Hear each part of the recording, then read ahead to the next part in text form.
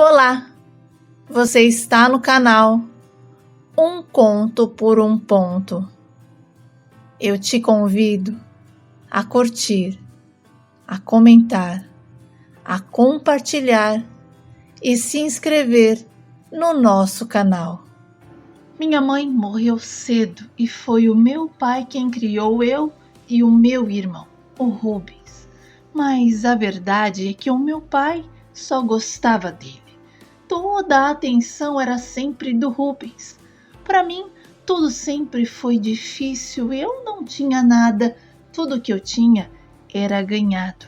Eram as vizinhas que me davam porque sabiam da minha história e da indiferença que o meu pai tinha comigo. E sabe de uma coisa? A minha vida era muito triste. Bom, e quando eu comecei a namorar, eu pensei: agora sim a minha vida vai mudar. Eu achei que teria alguém do meu lado, porque o Nico me prometeu tantas coisas. Falou que a gente ia se casar, que eu ia ter a família que eu sempre sonhei. E eu, boba, inocente, acreditei. A verdade é que quando eu engravidei, ele disse que não iria assumir e simplesmente, sumiu da minha vida. E eu fiquei sozinha, sabe? Assustada e com medo de que o futuro me reservava. E foi aí que eu contei pro meu pai. E em vez dele me ajudar, ele me amaldiçoou. Falou tantas coisas horríveis e depois me colocou pra fora. Olha, ele disse que não queria aquele tipo de pouca vergonha dentro de casa e me deu um dia para que eu pegasse as minhas coisas e me mandasse de lá. E o meu irmão? Olha, o meu irmão ficou rindo enquanto eu chorava. Olha, nessa época eu estava com 17 anos e eu não tinha ninguém que pudesse me estender a mão. E então, no dia seguinte, mesmo debaixo de chuva grossa, o meu pai mandou eu procurar o meu caminho. E então eu não tive o que fazer, sabe? E comecei a andar sem destino. Nós morávamos em Água Comprida e eu não conhecia sequer um outro lugar além dali. E foi muito difícil, porque eu comecei a andar e a única coisa que eu pensava era: eu vou parar só quando o cansaço me derrubar. E aí eu segui sem rumo, molhada da cabeça aos pés, com uma mochila nas costas. Eu não tinha muita coisa, sabe? E o pouco que eu tinha coube ali dentro. E eu caminhava sem saber o que seria de mim. Até que um caminhão parou ao meu lado e um homem de uns quase 50 anos ficou olhando para mim. E eu já fiquei com medo, mas ele foi gentil, perguntou para onde eu ia e se precisava de carona, porque a chuva estava muito forte. Eu disse que não precisava, que já estava quase chegando. Mas ele insistiu, falou da chuva pesada e dos relâmpagos. E de tanto ele insistir, eu mesmo com medo acabei aceitando a carona dele. E então eu entrei no caminhão, mas deixei o vidro do meu lado aberto, deixando que a chuva molhasse o meu rosto, porque era uma forma de eu me sentir mais segura. Bom, e ele olhava para mim e ria, até que não aguentou. Me perguntou se eu estava com medo dele. E disse mais. Disse que se fosse esse o motivo, eu não precisava temer, porque ele não era um cara do mal. Se apresentou, falou que o nome dele era Reginaldo e que morava em São Paulo. Assim, ele tentou puxar assunto de tudo que era jeito, mas eu continuei calada.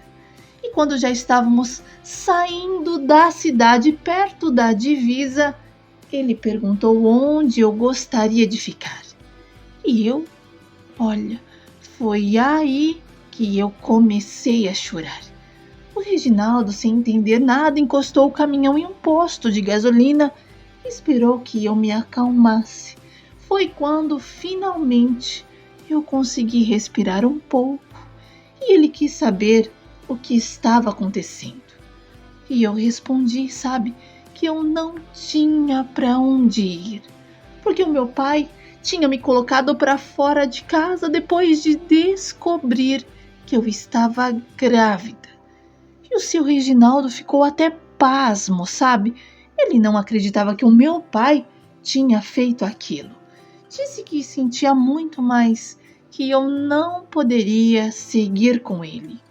Olha, ele me disse que era casado e que se chegasse em casa comigo no caminhão, o casamento dele poderia acabar, porque a esposa nunca acreditaria naquela história. E então eu desci e ele seguiu viagem. E sabe, eu fiquei ali no posto pensando em que rumo tomar e cheguei até a conversar com um frentista. Perguntei se precisavam de alguém para trabalhar e ele pediu para que eu falasse com o gerente, mas no momento não estavam contratando ninguém. E então eu me sentei num banco que tinha ali próximo e essa altura a chuva já até tinha passado. E sinceramente, eu não acreditava no que eu estava vivendo, porque até ontem eu tinha uma casa, uma cama, comida. E agora? Bom, agora eu não tinha mais nada. E me odiei. Nossa, como eu me odiei por ter sido tão inocente, por ter caído na conversa do Nico. E então eu abaixei a minha cabeça e fiquei ali, pensando no que fazer da minha vida. Foi quando eu ouvi uma voz. Moça, eu vou te ajudar. Eu levantei a cabeça e vi o seu Reginaldo. Ele tinha voltado. Eu perguntei como ele iria me ajudar. E ele respondeu que me levaria com ele para São Paulo.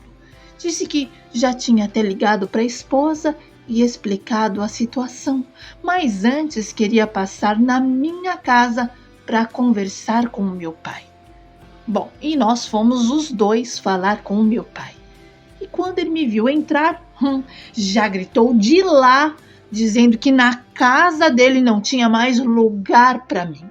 Mas, ao notar o seu Reginaldo, ele chegou até a ficar sem graça. Baixou a voz e disse que filha mulher só dava era dor de cabeça e que estava me dando uma lição. E o seu Reginaldo disse que aquele não era o tipo de lição que se dava a um filho. Mas o meu pai não quis nem ouvir, perguntou o que ele queria.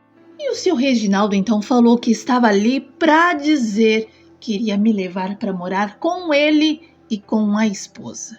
Mas antes mesmo que ele terminasse, o meu pai disse que era até um favor que ele faria de me levar para bem longe das suas vistas.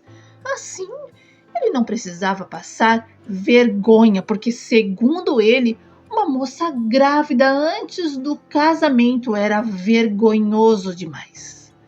E assim, eu segui com aquele homem que eu mal conhecia. Olha, fizemos algumas paradas pelo caminho, comemos alguma coisa e o seu Reginaldo ligou para a esposa e falou de mim. Contou como tinha sido a conversa com o meu pai e eu até tentei disfarçar e fui ao banheiro. E a nossa viagem foi tranquila. Conversamos bastante e ele me contou sobre a vida dele. Sobre a esposa que sofria de depressão desde a morte da filha muitos anos atrás.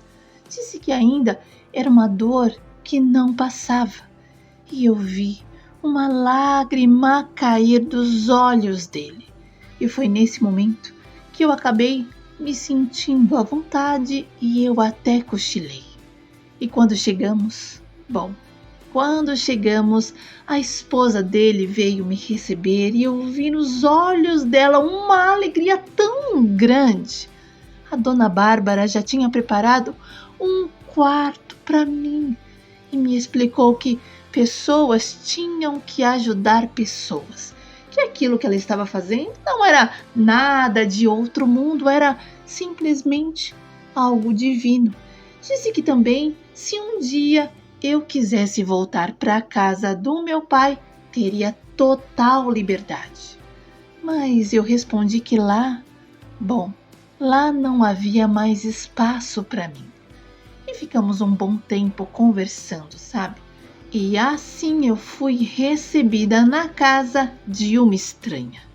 A dona Bárbara tinha dias em que não saía do quarto. E ela ficava lá com a luz apagada e a janela toda fechada. E como eu já tinha me acostumado com a rotina da casa, eu dava continuidade às coisas que ela deixava para depois. E o seu Reginaldo vivia na estrada, mas ligava sempre, sabe? Tinha dias em que ela falava com ele, outros que pedia que eu atendesse e dissesse que não queria conversar. E ele entendia, sabe? Ele entendia o processo e a respeitava.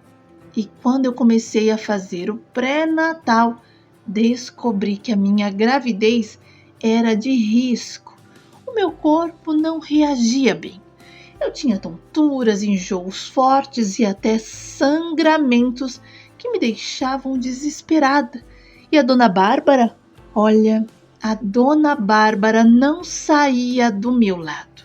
Ela foi comigo em todas as consultas. Perguntava tudo ao médico, anotava e fazia questão de entender cada detalhe. E teve uma vez que um médico perguntou se ela era a minha mãe. E ela respondeu que sim, sem nem pensar duas vezes. E aquilo me marcou.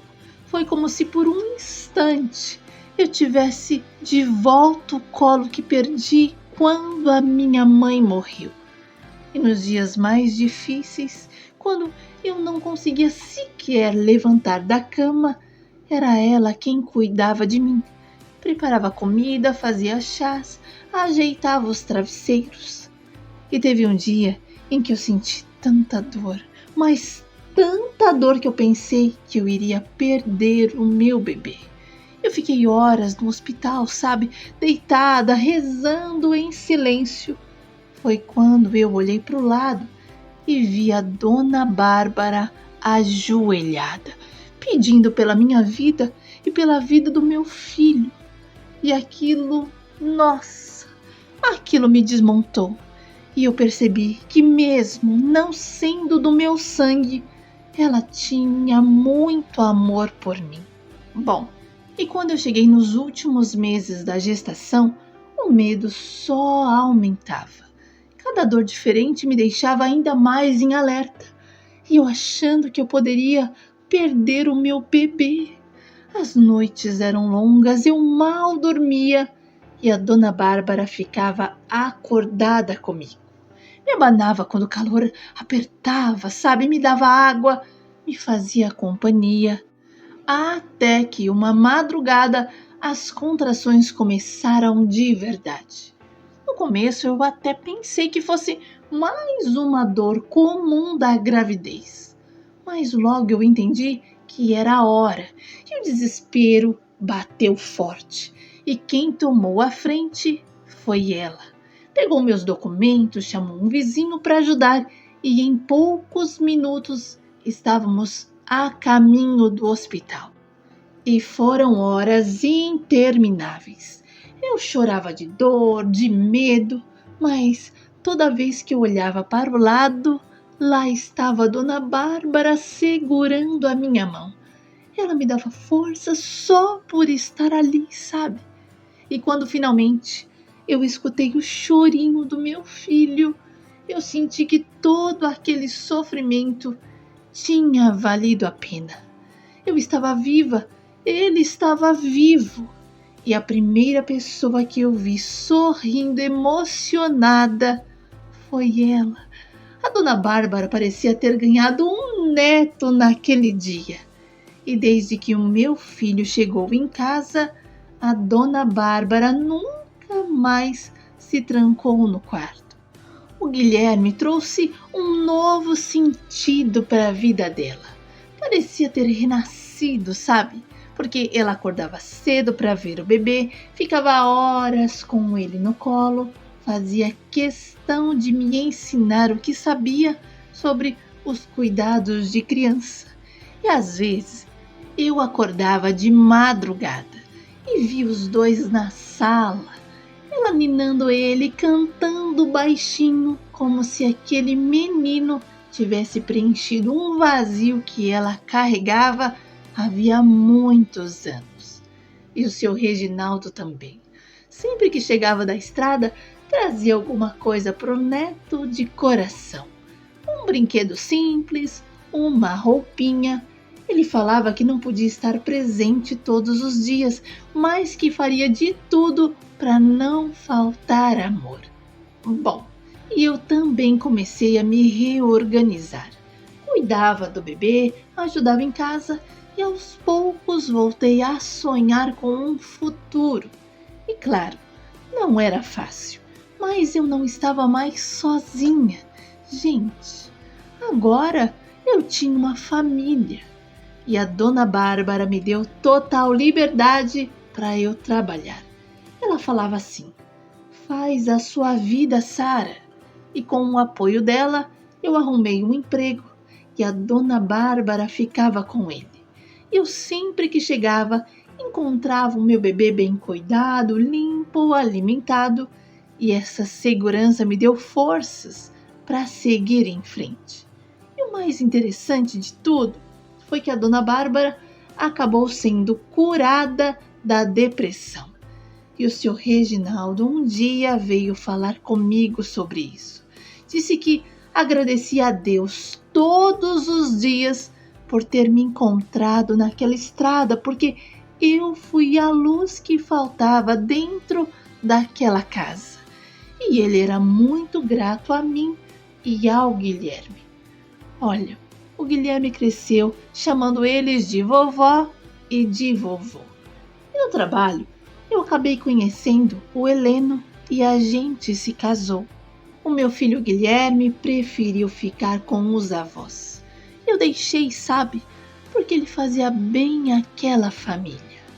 Hoje, além do Guilherme, eu também tenho a Luana e a Luísa. E elas chamam o seu Reginaldo e a Dona Bárbara de vovó e de vovô. Olha, eu aprendi que nem sempre a família vem do sangue. Às vezes, Deus coloca no nosso caminho pessoas que nos dão o amor que nos faltava.